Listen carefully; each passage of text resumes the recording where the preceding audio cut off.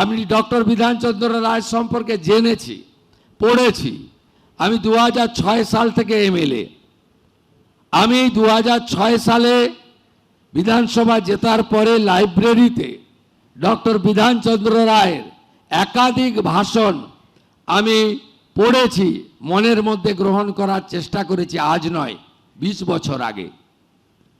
আমি অনেক টুকরো টুকরো তার বক্তৃতার লাইন আমার মুখস্থ, যদিও সময়ের অভাবে আমি এখানে তা বলবো না। কিন্তু আমার বর্তমান মুখ্যমন্ত্রিত্ব কালে, যা এখনো 2 মাস পূর্ণ হয়নি, এক্ষেত্রে আমার বিধানচন্দ্র রায়কে নিয়ে বলা প্রাক্তন মুখ্যমন্ত্রী জ্যোতিবাবুর একটা কথা মনে পড়ছে। আর আজকে যখন আমি এই রাজ্যের কাজ করতে যাচ্ছি, তখন আমার আরেকটি কথা মনে পড়ছে।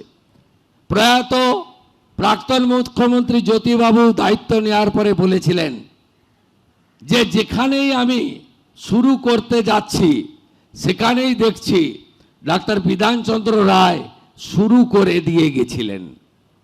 যেখানেই আমি শুরু করতে যাচ্ছি সেখানে ডাক্তার বিধানচন্দ্র রায় শুরু করে দিয়ে গেছিলেন। আর আজকের মুখ্যমন্ত্রী অকপটে বলতে পারে যেখানেই আমি হাত দিচ্ছি সেখানেই ধ্বংসলীলা দেখতে পাচ্ছি। এই দুটো ভিন্ন মতের মধ্য দিয়েই আমাকে এগোতে হবে এবং এই জায়গা থেকে বের করে আনতে হবে। সমগ্র চিকিৎসা ব্যবস্থা, এখানে সংকীর্ণ রাজনৈতিকতা থাকবে না।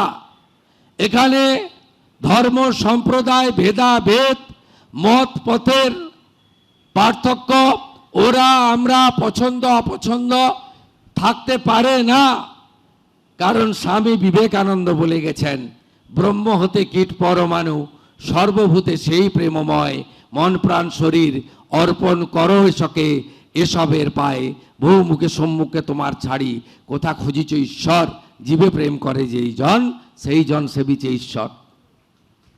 আমরা যারা ভগবানে বিশ্বাস করি, আমরা যারা ঈশ্বরে বিশ্বাস করি, আমরা মনে করি প্রত্যেক মানুষের শরীরের মধ্যে নারায়ণ অবস্থান করছে। একথা আমার নয়, স্বামী বিবেকানন্দ বলে গেছিলেন। বলেছিলেন শিব জ্ঞানে জীব পূজা করো। বলেছিলেন যত্র জীব তত্র শিব, অর্থাৎ মহাদেব। আজকে আমাদের এই রকম একটি দপ্তরকে সত্যিকারে ঠিক জায়গায় পৌঁছে নিতে হবে। আপনি যান ভেলোরে, আপনি যান মুম্বাই টাটা ক্যান্সার হসপিটালে, আপনি বেঙ্গালুরুতে দেবী শেঠির হসপিটাল, আপনি পিজিআই চণ্ডীগড়, আপনি যান ডাক্তার রেড্ডির হায়দ্রাবাদে, সর্বত্র শুধু বাঙালি বাঙালি বাঙালি, দরিদ্র দরিদ্র দরিদ্র। কেন এই রাজ্যে চিকিৎসা দেওয়া যায় না?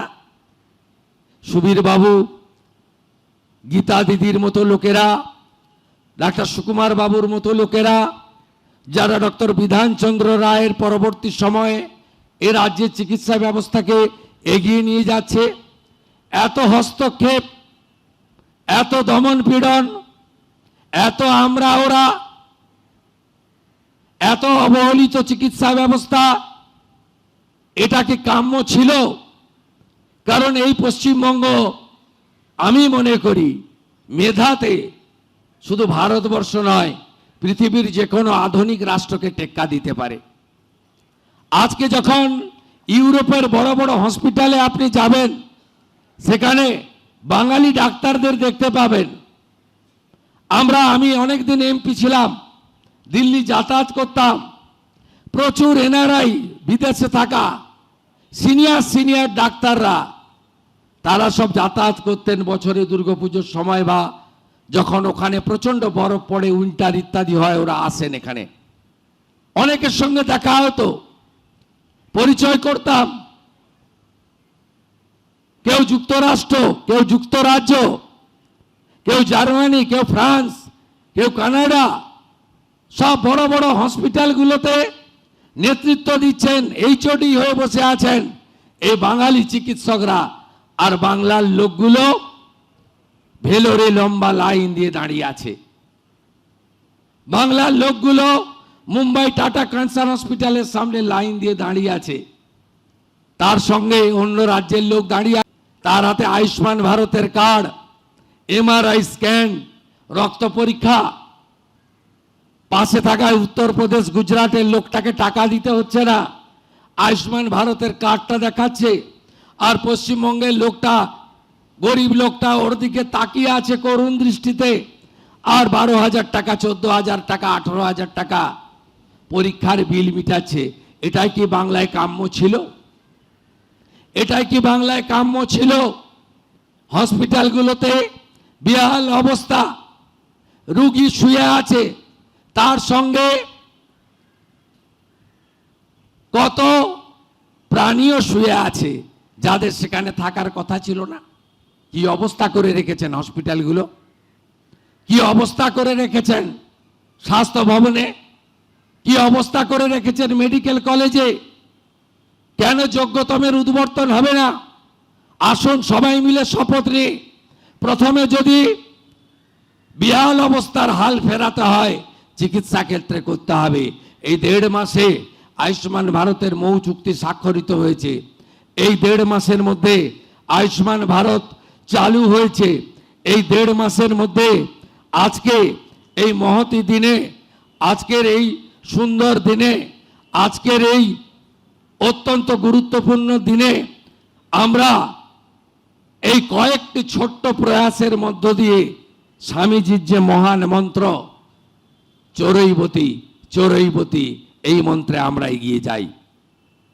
চিকিৎসকদের জন্য, তাদের নিরাপত্তার জন্য ভারতীয় ন্যায় সংহিতা তৈরি হয়েছে।